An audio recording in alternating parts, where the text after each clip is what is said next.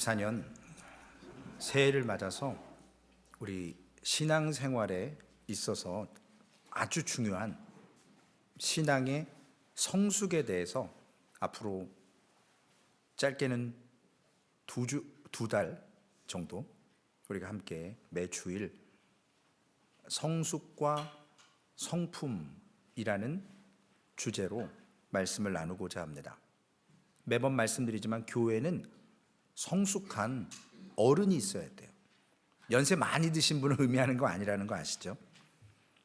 우리가 신앙생활에 고민이 있을 때 찾아가서 기도의 제목을 나누고 인생의 선배로서 뿐만 아니라 고난과 역경을 믿음으로 어떻게 잘 인내하고 그 가운데서 성숙되어진 어른과 대화할 사람이 소망교회에 있어야 합니다.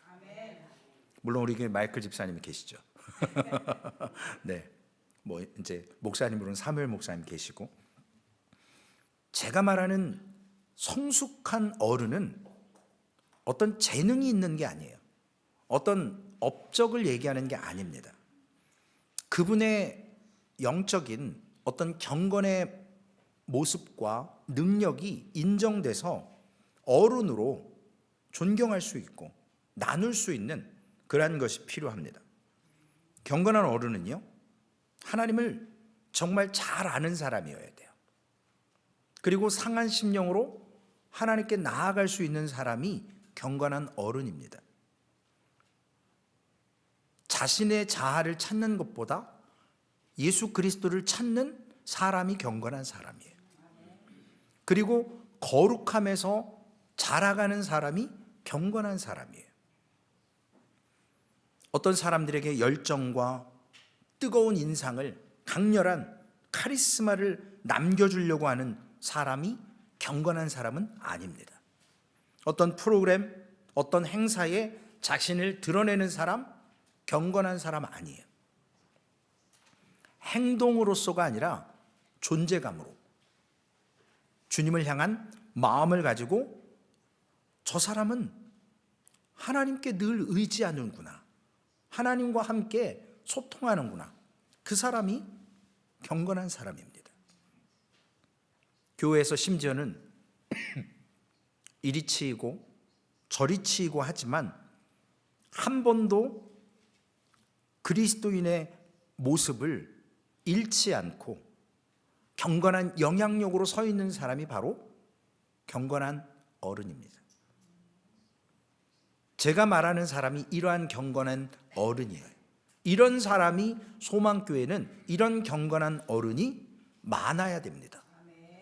그래야 교회가 건강한 교회예요. 지난주 말씀과 같이 스데반 집사님과 같이 천사의 얼굴을 갖고 싶으십니까? 경건한 어른은 본인은 못 느낄 수도 있지만 그러한 해같이 빛나는 천사의 얼굴을 소유할 수 있습니다. 저도 능력이 있다라기보다는 그러한 영향력 있는 경건한 성도가 되고 싶습니다. 우리가 나이가 들고 신앙생활을 오래 할수록 죄송스럽지만 추한 모습으로 가는 분들이 많아요. 우리가 나이가 들어도 멋진 영적인 성숙한 모습으로 세워져 가는 사람도 많습니다. 경건은 아름다운 거예요. 경건은 우리가 흠모할 수 있는 겁니다. 아, 진짜 저런 모습 참 닮고 싶다. 저는 교회의 경건한 어른들이 많이 세워지기를 2024년에 소망하면서, 그리고 신앙이 성숙한데 경건한 어른으로도 세워지기를 부탁을 드립니다. 이렇게 우리가 기도하고 원하면 성숙한 어른이 될 수 있을까요? 어떻게 하면 이 사람이 경건한 어른인지 아닌지 우리가 구분할 수 있을까요? 지금 이 자리에 다양한 국적을 갖고 각각의 캐릭터가 다른 사람들이 모여 있습니다. 우리가 2월 첫 주부터 집사님을 세우는 그러한 재직이 세워지기를 원해서 지난주부터 추천서를 받고 있습니다. 교회 직분자, 즉 집사님이 세워질 때 우리 성도들이 가져야 될 게 있습니다. 분별력이 필요해요. 이분이 과연 교회의 집사님으로서, 물론 소망교회는 조건이 따라가요. 예배 3번 중에 2번 이상은 참석하셔야 된다라는 조건이 따라갑니다. 그러나 그것 말고도 그러한 조건에 부합한다 해도 이분이 분별력 있게 성숙하게 교회를 헌신하며 감당할 수 있겠는가라는 것을 우리 성도들은 분별력을 갖고 바라봐야 됩니다. 구분해야 돼요. 그러므로 교회 일은 지난주에 말씀드린 것처럼 모세가 가졌던 애굽의 것, 자신의 것으로 하나님의 일을 할 수 없어요. 하나님이 주시는 성령의 능력으로 하나님의 것으로 교회 일을 해야 돼요.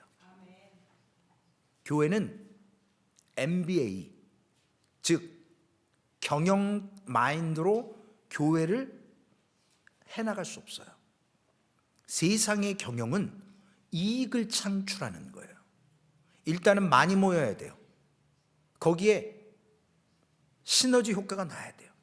그런데 교회는 많이 모이는 것도 중요하지만 그 가운데 이익을 창출하는 것이 아니라 한 영혼이라도 예수 그리스도의 십자가의 은혜로 경건하게 세워지는 게 중요하다는 거예요. 거기에 중요한 것은 성품과 성령의 열매를 구분하는 문제가 대두됩니다. 우리가 자주 혼동하는 것은 성령의 열매의 특징은 잘 알지만 성품에 대해서는 묻고 넘어가고 그냥 그 정도쯤이야 하고 덮어가는 수가 있습니다. 그런데 우리가 먼저 해야 될 것이 뭐냐면 성령의 열매의 특징들이 무엇인지를 알고 정확하게 파악하고 우리에게 과연 이 성령의 열매가 있느냐는 것을 분별해야 됩니다. 오늘 본문 갈라디아서 5장 22절 23절 잘 아시는 말씀, 우리 스티브 성도님이 원어 발음으로 읽어주셨죠.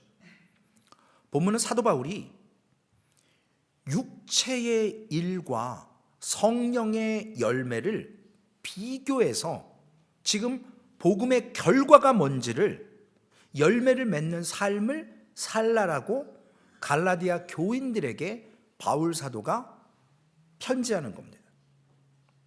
우리가 여기서 확인해야 될 것이 뭐냐면 성령의 열매는 복수가 아니라 단수예요. 번치, 패키지 같이 세트로 묶여 있는 거예요. 러브만 있는 게 아니고 조이만 있는 게 아니고 번치로 묶어서. 기억하십니까? 사무엘 목사님이 성령론 가르치실 때 성령의 열매는 하나만 드러나는 게 아니고 성령의 9가지의 열매가 번치로, 팩으로 함께 드러나야 돼요. 그것이 진짜예요. 먼저 우리 잘 아시는 러브, 사랑. 다른 모든 특징 중에 근원이에요. 가장 기본되는 사랑. 성령 하나님의 근본과 같아요. 그래서 갈라디아서 5장 6절에는 사랑으로서 역사하는 믿음이다 라고 기록을 하고 있어요. 그 우리 신자들의 믿음은 결국 사랑으로 표현되는 겁니다. 사랑은 로마서 13장 8절에도 율법의 성취예요. 즉 우리 사랑하는 모든 것들이 기본이 되고 율법을 완성하는 것이 바로 사랑이라는 것이죠. 이것은 하나님을 향한 사랑입니다. 우리가 서로 사랑하는 것이 아니라 하나님과 우리와의 사랑을 얘기해요. 두 번째, 조이, 희락. 여러분들이 정말로 하나님 안에서 즐거워하고 만족하는 기쁨이 조이, 희락이에요. 하나님 안에서. 복음으로부터 얻어지는 기쁨이 있다고요. 하나님을 예배하고, 물론 하나님을 알아야죠. 그리고 그 하나님을 예배하고 우리가 찬송하면서 하나님께 나아가는 기도, 그리고 그 복음 자체가 찬송하고 예배하고 기도하고 교제하는 것에 힘이 되는 그러한 기쁨이 나오는 것이 희락이라는 거예요. 교회 오는데 희락이 없다? 잘못 신앙생활 하시는 거예요. 기쁨이 있어야 돼요. 희락이 있어야 됩니다. 하나님 안에서 즐거워할 수 있어야 돼요. 피스, 화평. 하나님과 나와 1대1의 그 릴레이션십이 회복이 돼야 되는 거예요. 그 안에서 누리는 평안함이에요. 교회 오는데 불편해요. 교회 오는데 하나님의 은혜가 없어서 화평하지 않다? 그러면 신앙생활 잘못된 거예요. 점검해야 됩니다. 그래서 우리 그리스도인들은 평화를 지키는 사람이 아니에요. 평화가 없는 곳에 평화를 하나님과 관계로서 내가 평안을 누리고, 사람들과의 불평 가운데 우리가 하나님의 관계 속에서 갖는 평안으로 그들과의 관계도 평화를 누리게 만드는 거예요. 그런데 복음은 세상의 평화 가운데 복음이 들어가면 그 평화가 깨질 때가 있어요. 일시적으로. 예를 들어서 다른 종교에서, 힌두나 부다나 이슬람이나 이런 곳에서 어떤 한 가족이 크리스찬이 된다. 그럼 그 가정은 불편해지는 거예요. 화평이 깨지는 거예요. 그러나 잠깐 깨져요. 진정한 평화를 가진 사람이 예수 그리스도로 말미암아 사랑을 가지고 희락을 즐거워하고 복음이 들어갈 때 그들의 관계도 화평을 이루게 됩니다. 페이션스, 오래 참는 것. 힘든 상황이 와요. 늘 말씀드리지만 우리의 신앙에 파도가 온다고요. 그리고 관계가 힘든 관계가 있어요. 이러한 힘든 상황과 관계 속에서 그 고난을 견디는 열매가 바로 오래 참음이라는 거죠. 나와 다른 사람은 다 달라요. 캐릭터도 다르고 습성도 다르고 삶도 다르고, 그런데 그런 다른 것은 틀린 게 아니에요. 다른 거예요. 그러기에 내가 저 사람을 어저스트 하는 게 아니고 기다려주는 거예요. 그게 오래 참음입니다. 그게 성령의 열매예요. 하나님께서 우리를 회개하고 돌아올 때까지, 탕자가 돌아올 때까지 아버지가 기다려주셨던 그 기다림이 바로 오래 참음이에요. 그게 없으면 하나님이 우리를 참아주시지 않는다? 이번 금요일부터 우리가 이사야서를 금요일마다 나누는데, 남유다를 하나님이 기다리다 지쳐서 그들의 죄를 다 하늘과 땅에 발설시켜버립니다. 오픈해버려요. 창피당하는 거예요. 부끄러워서 회개하고 돌아오게 만들어요. 진짜 사랑하기 때문에. 여러분, 회개치 않는 죄인을 하나님은 기다려주십니다. 그러나 예수 믿고 회개하지 않는다? 하나님은 심판 가운데, 고난 가운데 우리를 부끄럽게 하셔서 회개하고 돌아오게 만드세요. kindness, 자비. 나 말고 다른 사람에게 대해서 우리는 배려가 없을 때가 있어요. 내 중심일 때. 셀피시라고 그러나요? 우리가 다른 사람을 배려하고 돌보아줄 준비의 태도가 성령의 열매 가운데 있다는 것입니다. 이것은 하나님께로부터 흘러와서 우리에게 적셔지고 우리도 그것을 공급받고 드라이된 심령들에게 공급하는 거예요. 전달하는 거예요. 그게 뭐죠? 선교예요. 즉 하나님의 은혜를 통로로 우리가 흘려보낼 수 있는 것, 타인을 섬겨줄 수 있는 마음, 그것이 바로 자비라는 것입니다. 굿네스, 양선, 베풀어서 상대방의 연약함을 채워줄 때 기뻐하는 성품이에요. 태도예요. 하나님의 선하심을 따라서 우리에게 후히 주시고 꾸짖지 않는 관대함을 갖는 것이 바로 양선입니다. 굿네스. 우리 그리스도인들 안에 성령께서 이와 같은 열매를 통해서 우리의 캐릭터나 우리의 인격, 이것을 넘어서 맺혀지게 하는 열매가 바로 양선이라는 거예요. faithfulness, 충성. 우리가 충성한다라는 것은 하나님을 신뢰하고 믿으면서 나오는 그러한 태도예요. 하나님이 누구신지를 알기 때문에 그분께 충성하는 거예요. 이건 단순히 성실한 게 아니에요. 하나님을 신뢰하는 믿음을 가졌기 때문에, 그 믿음이 가득하기 때문에 하나님을 향해서 자신감 있게 충성하는 거예요. 목숨을 내놓으면서. 왜냐? 우리가 목숨을 내놓을 때 하나님이 우리의 생명을 보호해 주세요. 내가 내 생명을 보호할 때 하나님은 앗아가세요.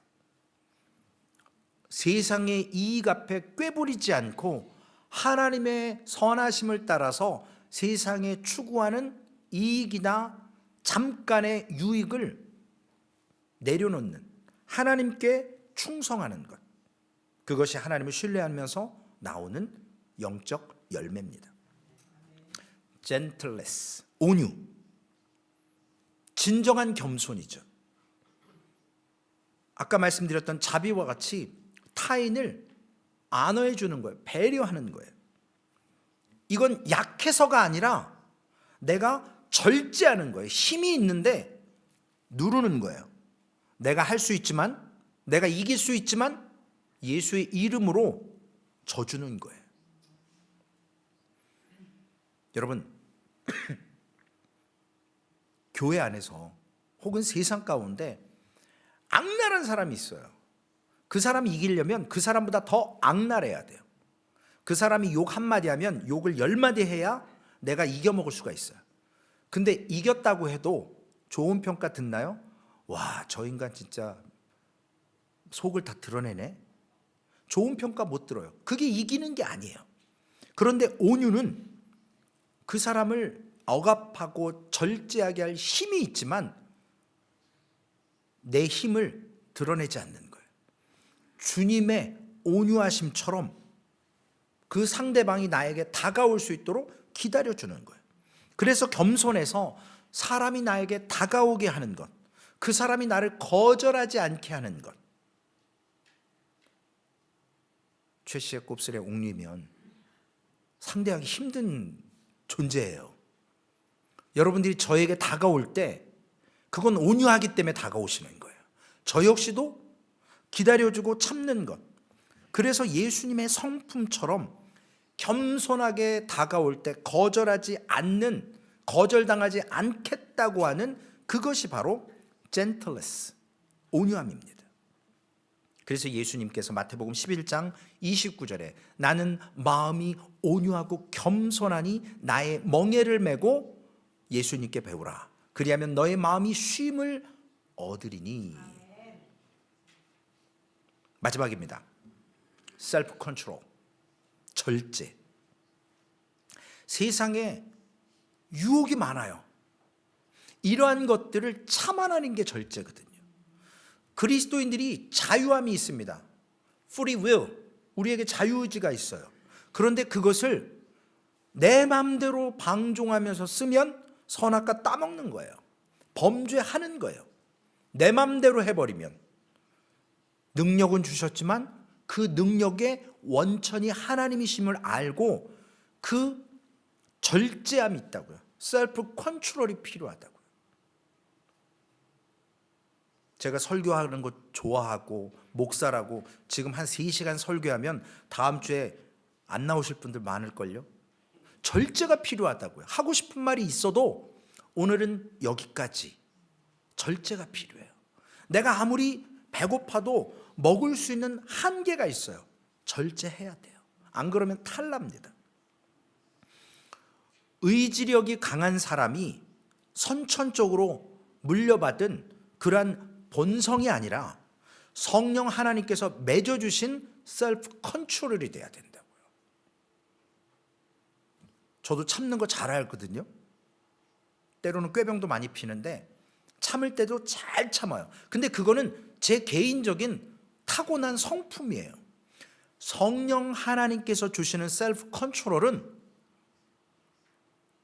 천부적으로 온 것이 아니라 하나님으로부터 와서 내가 절제하는 거예요. 내가 할 수 있지만, 내가 저걸 통해서 잠깐 유익을 볼 수 있고 쾌락을 누릴 수 있고 기뻐할 수 있지만, 세상으로부터 받는 기쁨과 쾌락이 아니라 하나님으로부터 누리는 그 리조이, 조이, 러브, 그런 것으로 내가 채워짐을 알고 셀프 컨트롤하는 거예요. 더 귀한 것이 있는 거기 때문에 컨트롤할 수 있는 거예요. 오늘 본문이 가리키는 이 성령의 열매는 우리 사람들이 자연적으로 맺는 그런 성품의 열매들이 아니라는 것을 여러분들 잘 아실 거예요. 이건 우리가 노력한다고 되는 게 아니에요. 물론 쉽게 구분할 수도 없어요. 그러나 성령 하나님께서 우리에게, 즉 크리스찬이 아닌 그냥 자연인으로서 의지적으로, 학문적으로, 노력함으로 성품을 갖는 것과 이 성령의 열매는 본질적으로 다르다라는 거예요. 예를 들어 교회를 안 다녀요. 그런데 참 옛날 말로는 선비 같은 사람이 있어요. 법 없이도 사는 사람이 있어요. 교회는 안 다니는데, 예수는 안 믿는데 성품이, 타고난 성품이 좋은 사람이 있어요. 저희 집안에도 한 사람이 있어요. 제가 이번에 네팔 가서 만난 저희 형님 목사님. 자랄 때부터 저하고 딱 11년인가 2년 정도 차이 나는데 어렸을 때부터 선비였어요. 이번에도 가니까 선비예요. 육군 군목 대령으로 딱 제대하고 네팔 가서 지금 선교하시는데, 입에서 뭐 욕하는 거 들어본 적 없고요, 쌍소리 하는 거 들어본 적 없고, 이마에 막 쌍심지 치고 승질내는 거를 본 적이 없어요. 정말 부드러우신 분이에요. 타고난 성품 같아요. 근데 예수는 또 잘 믿어요. 그런데 예수를 안 믿는데 성품이 좋은 사람이 있는가 하면 예수를 잘 믿어요. 이제 우리 얘기하는 거예요. 심각하게 되는데요. 저부터. 이 승질머리가 아유 진짜 예수를 참 잘 믿는데 한번 폭발하면 이거 앞뒤 가리지 않아요. 저도 돌아가신 우리 한국에 계신 권사님들 승질머리 아주 끝내주는 분들 지금도 좋은 사람이 기억나요.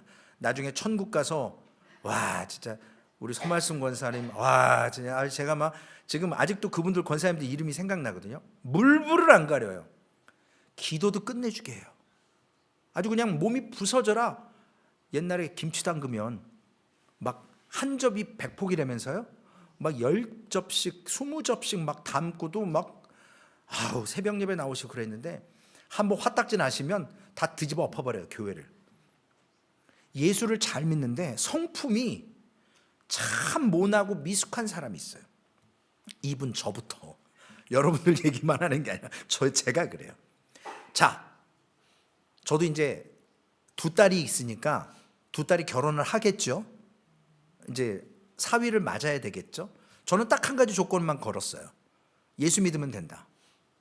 뭐 대학을 나왔든 안 나왔든 뭐 피부색이 어떻든 아무 상관없다. 교회만 다니면 된다. 예수만 잘 믿으면. 그러면 네가 좋아서 사는 거니까 그건 다 오케이. 근데 저희 두 딸이 너러리 이제 사위를 데리고 오는데, 예비 사위를, 예를 들어서 성숙한데 교회를 안 다녀요. 이런 사위가 있고, 예비 사위가 교회는 잘 다니는데 승질머리가 아주 그냥 이거 어떻게 선택해야 되냐는 거예요. 예수를 믿어도 조건을 달았으니까, 제가 먼저 예수를 믿어야 된다 그랬으니까. 근데 승질머리가 개떡 같단 말이에요. 근데 아버지로서는 차라리 성품이 좋고 안 믿는 친구를 믿게 하는 게 낫지 않을까라는 생각을 할 수도 있어요. 왜냐, 일단 성품은 좋으니까. 근데 이게 쉽지 않은 거라는 거죠. 오늘 드리고자 하는 말씀이 이겁니다. 우리가 인정해야 되는 두 가지 전제 사실이 있어요. 하나는 죄인이 그의 성품이나 성숙의 정도나 윤리의식이나 도덕적 행위, 이걸로 구원받는 것이 아니라는 거예요. 우리가 성품이 좋아서 도덕적으로 행위를 잘한다고 구원받지 못해요. 구원은 오직 죄인이 믿음으로 받는 거예요. 아멘이죠? 이거는 no way예요. 이거밖에 없어요. only one way예요. 그러면 이 오늘 본문에 있는 성령의 열매는 자연적으로 우리가 훈련해서 맺어지는 열매가 아니라는 거잖아요. 그러면 성령께서 이러한 것을 통해서 우리에게 질문을 하신다고요. 예수 믿는 사람이 왜 저렇게 행동을 할까? 이러면 이제 골치 아파지는 거예요. 성숙해지고 그 안에 성령의 열매가 맺어지는데 시간이 필요하더라고요. 그래서 기다려줘야 돼요. 교회 경건한 어른은 우리 세콰이어 나무나 이런 것도 심어놓는다고 하루아침에 크지 않아요. 시간이 필요해요. 짐승은요, 태어나면 바로 걸어요. 근데 우리 리오나 우리 벨 태어나서 1년 가까운 시간이 돼야 걸어요. 저도 그랬을 거고요. 오랜 시간이 기다려야 돼요. 달라요. 우리가 예수를 믿어도 성숙한 성품을 소유하는데 시간이 필요하다고요. 근데 우리는 그걸 못 기다려요. 야, 저렇게 예수 믿는데 왜 성질이 저 모양이지? 이렇게 지적을 하기 시작한다고요. 기다릴 줄 알아야 돼요. 아까 말씀하셨던, 함께 나눴던 그러한 인내가 필요합니다. 두 번째로 우리가 인정해야 되는 전제가 뭐냐면, 예수 믿는 사람이 왜 저렇게 행동하지? 라고 물을 때 그 사람은 우리가 보기에는 거듭난 사람 같지만 주님이 볼 때는 주여 주여 했어도 나는 너희를 도무지 모른다, 안 믿는 사람일 수 있다라는 거예요. 이게 이제 심각한 얘기죠. 우리가 지금도 예배 다 나오잖아요. 예수 믿는다고 다 고백해요. 그러나 심판대 앞에 갔을 때 주님께서, 주님, 우리가 예수님의 이름으로 병을 고쳤고 귀신도 쫓아냈고 전도했고 기적과 이적도 일어났는데 주님이 나 너 몰라, 이러면 심각해지는 거라는 거예요. 나는 믿었다고 생각해요. 나는 교회 다녔어요. 그러나 내가 믿었다고 하는 그 믿음이 하나님이 인정하시는 믿음이 아닐 수 있다는 거예요. 그게 위험스러운 겁니다. 그러므로 성숙해지고 그 안에 성숙하게 지는 시간이 필요하듯 우리가 본질상 하나님의 자녀가 아니었음을 기억해야 돼요. 우리가 원래 죄인이었다고요. 그러므로 우리에게 본질상 죄인이었음을 통해서 내가 성령의 열매를 스스로 맺는 것은 불가능하다라는 거예요. 여기에서 이제 우리가 다시 한번 또 어떻게 하면, 그러면 믿음은 있는데 이 성품이 어떻게 하면 변할까? 이게 이제 중요한 얘기가 되죠. 성품과, 우리가 타고난 성품과 지식으로 배운 성품과 성령 하나님을 주신 성령의 열매를 구분하는 접근이 필요하다는 거예요. 성품은 자연적인 성품 차원에서 열매가 신자 안에서 맺어지는 성령의 열매라는 그 차원과 다르다라는 거예요. 이게 달라요. 성품이 맺어지는 것과 성령의 열매가 다르다고요. 구분할 줄 알아야 돼요. 그러면 자연인, 예수 안 믿는 사람들의 성품은 어떻게 형성이 됐죠? 간단해요. 저 초등학교 다닐 때 도덕을 배웠어요. 윤리를 배웠어요. 사람은 짐승처럼 살면 안 된다.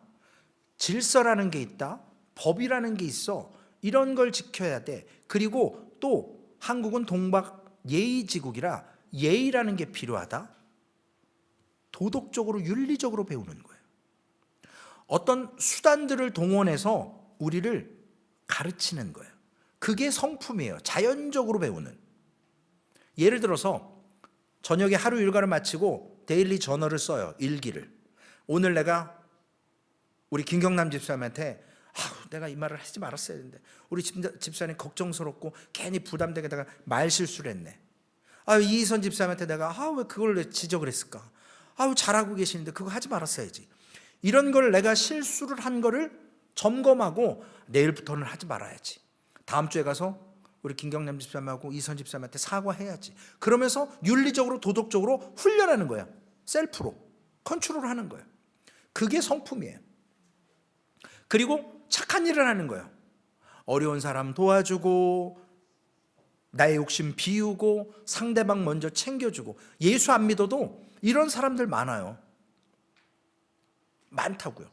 그런 사람들은 그렇게 도덕적으로 성숙할 수 있도록 스스로 훈련을 했어요. 어떤 기관이나 어떤 공부나 이런 것을 통해서. 근데 이런 모습을 우리 기독교에서는 신학적인 용어로 뭐라 그러는지 아세요? 율법주의라고 얘기해요. 이게 율법주의예요. 도덕적으로 경건하게 살지만 그게 믿음이 아니라는 거예요. 도덕적으로 세상에서는 사는 게 중요하고 그렇지만 영적인 모습에서는 그게 천국 가는 방법이 될 수는 없다는 거예요. 천국은 유일하신 참 하나님을 믿는 거예요. 내가 죄인임을 고백하는 겁니다. 그래서 자연적으로 얻어진 이러한 성품은 저 사람 참 인품 좋아. 저 사람 진짜 법 없이도 살 사람이야. 그 사람의 그 자기의 의가 구원을 못 시킨다고요. 반대로 우리 그리스도인들은 그러면 신앙적으로는 좋은데 성품이 모나거나 미숙한 분들이 있어요. 저부터 시작해서 이걸 어떻게 변화시킬 건가? 신학적으로 얘기하면 이게 성화예요. 홀리네스, 성결해져 가는 거예요. 제가 또 성결교 출신 목사 아니겠습니까? 신학을 성결교에서 했어요. 거룩함을 추구해요. 근데 우리가 완전히 거룩해지지 못해요. 죽어서야 성화가 이루어져요. 성화가 뭐죠? 모델이 있어요. 우리에게 신앙생활을 하면 예수 그리스도를 닮아가는 게 성화예요. 그분을 닮아야 돼요. 그분이 우리의 메사이아, our savior, 우리의 구원자라는 거예요. 우리의 모델이세요. 그분을 닮는 거예요. 연예인 좋아하면 연예인 옷 따라하고 머리 스타일 따라하고 막 그러잖아요. 마찬가지로 그리스도의 제자들은 예수 그리스도를 배우는 거예요. 예수 그리스도를 따르는 거예요. 예수 그리스도의 성품을 담는 거예요. 마태복음 5장에 보면 여러분 잘 아는 산상수훈, 우리가 흔히 팔복이다.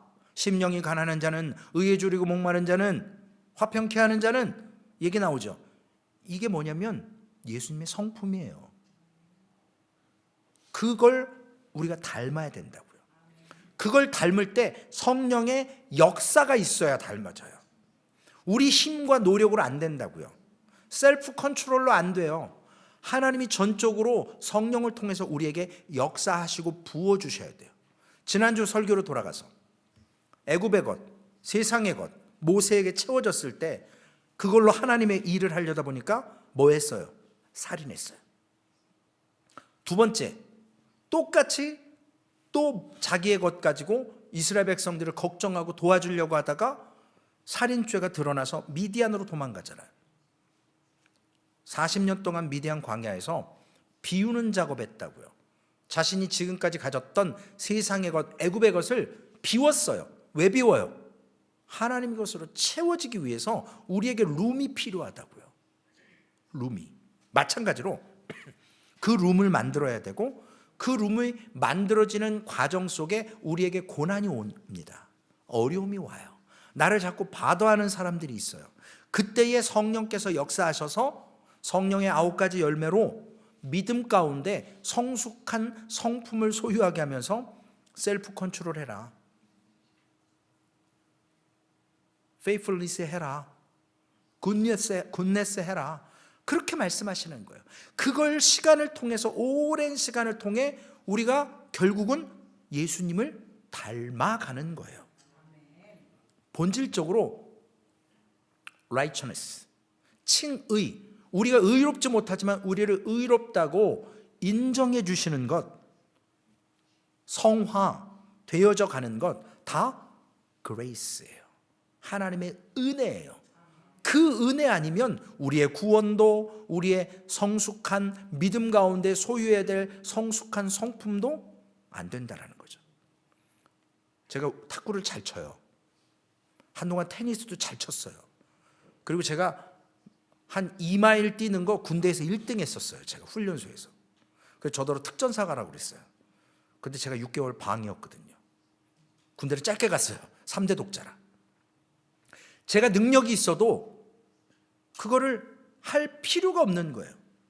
마찬가지로 우리의 세상적인 성품이 충만해도 예수를 믿을 때는 그 세상적인 성품보다 성령의 열매가 우리 안에 번치로, 패키지로 성령의 역사 가운데 예수 그리스도를 닮아가면서 은혜 가운데 받은 것을 잘 감당해야 된다는 거예요. 그러므로 신자는 은혜로 의롭다고, 은혜로 거룩해졌다라는 것을 잊지 말아야 합니다. 나의 나된 것은 하나님의 은혜다. 결국 우리를 주도적으로 성숙한 성품으로 이끄시는 건 뭐냐면 성령 하나님이시고 복음의 진리예요. 그 복음의 진리가 없으면 이 시간도 다 헛된 겁니다. 결국 복음의 진리는 하나님께서 그리스도 안에서 우리에게 하나님의 의를 채워주셔서 우리가 의인될 수 없지만 의인으로 불러주시는 거예요. 그런데 여기에는 회개와 자기 부인의 과정이 있어야 돼요.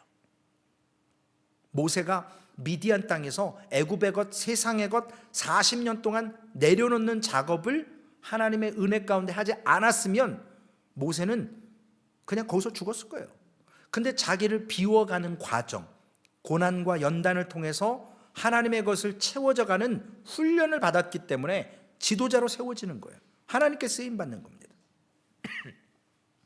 여러분, 교회는 잘 들으셔야 돼요. 교회는 윤리 공동체가 아니에요. 교회는 자선단체가 아니에요. 교회는 신앙 운동을 통해서 성령의 역사로 복음의 진리로 부름받은 하나님의 자녀들이 그 복음을 세상에 소개하는 곳이 바로 교회라는 거예요.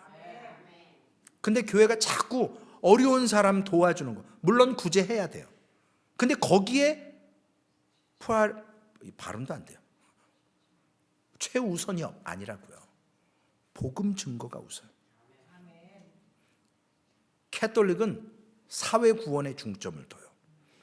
우리 그리스도인들은, 기독교는 개인 구원에 중점을 둡니다. 왜냐? 개인이 안 바뀌는데 사회가 바뀐다? 말도 안 되는 거예요. 뭉뚱그려서 다 같이 천국 간다? 안 돼요. 그러므로 참된 신앙은요, 도덕, 윤리에 있는 게 아니고 세상의 세계관, 인생관, 우리의 삶의 의식, 태도가 변하는 게 참 신앙이라는 거예요.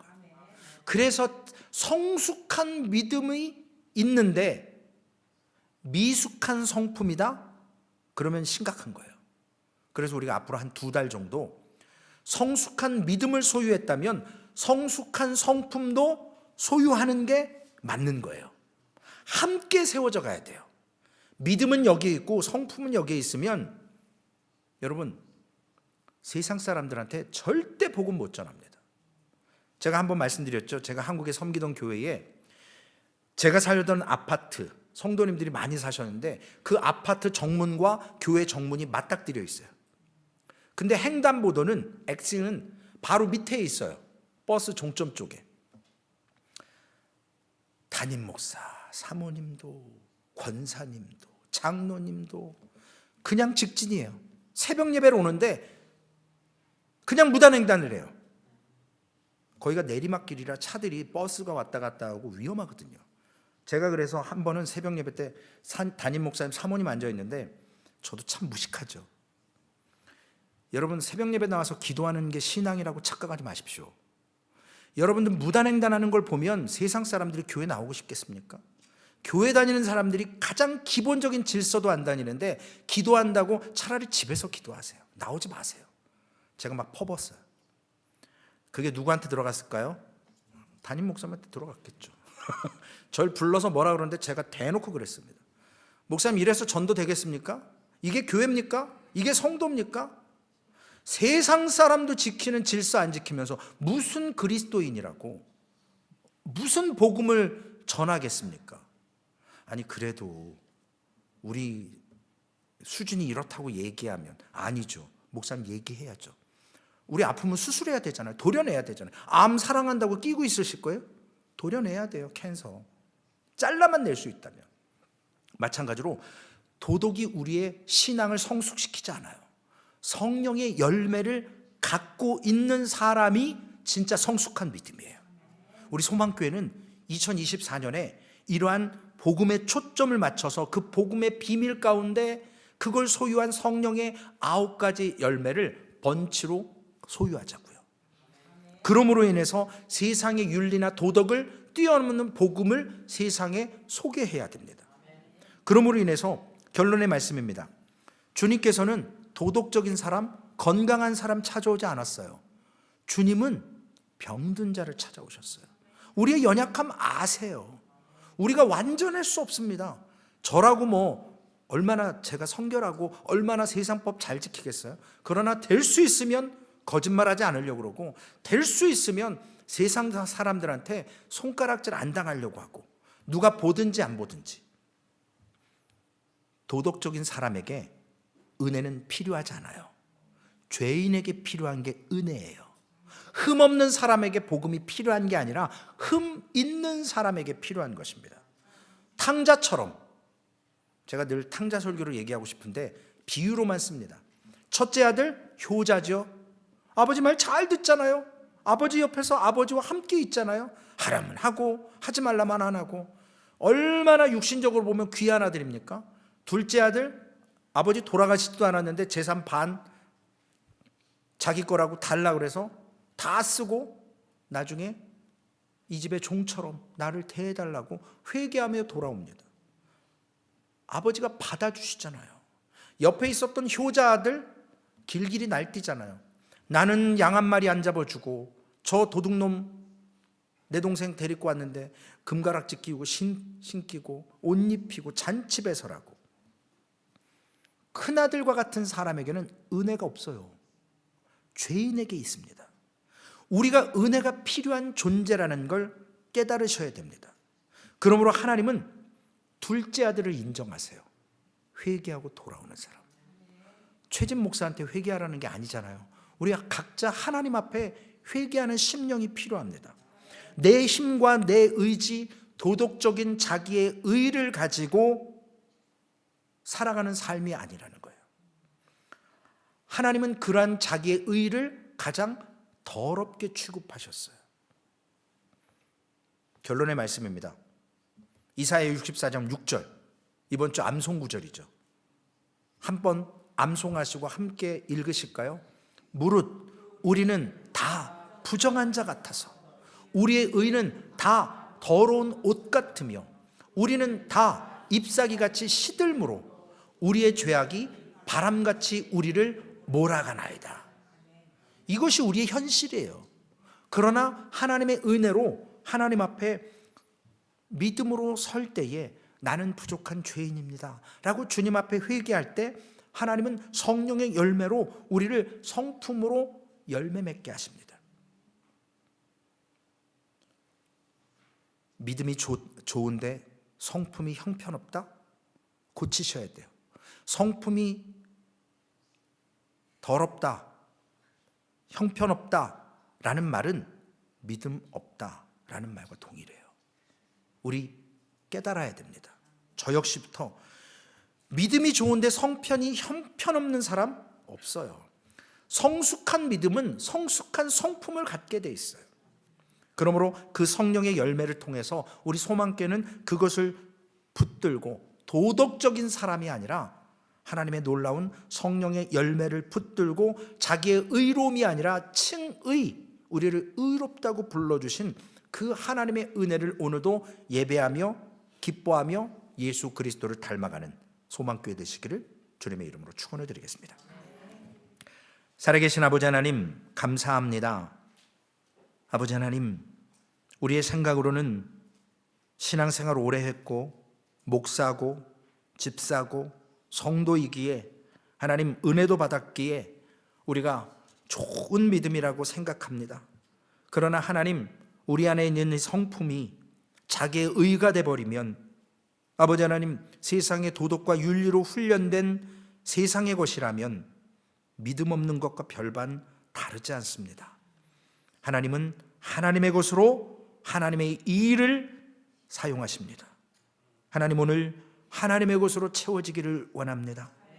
탕자처럼 하나님, 정말로 나는 죄인으로서이다, 나를 불쌍히 여겨 주옵소서라고 하며 아버지 앞에 회개하고 돌아갈 때 그 영혼을 하나님은 사랑하시고 그 영혼을 회복시켜 주시고 그 영혼을 다시 아들로서 인정해 주시는 것처럼 하나님, 오늘 이 예배를 통해서 하나님의 은혜를 기억하며 하나님, 우리에게 성숙한 믿음과 성숙한 성품을 훈련시킬 때 비록 시간은 더딘다 할지라도 하나님, 그 시간 앞에서 아름답게 성령의 열매들을 하나님의 은혜 가운데 맺어가게 하여 주옵소서.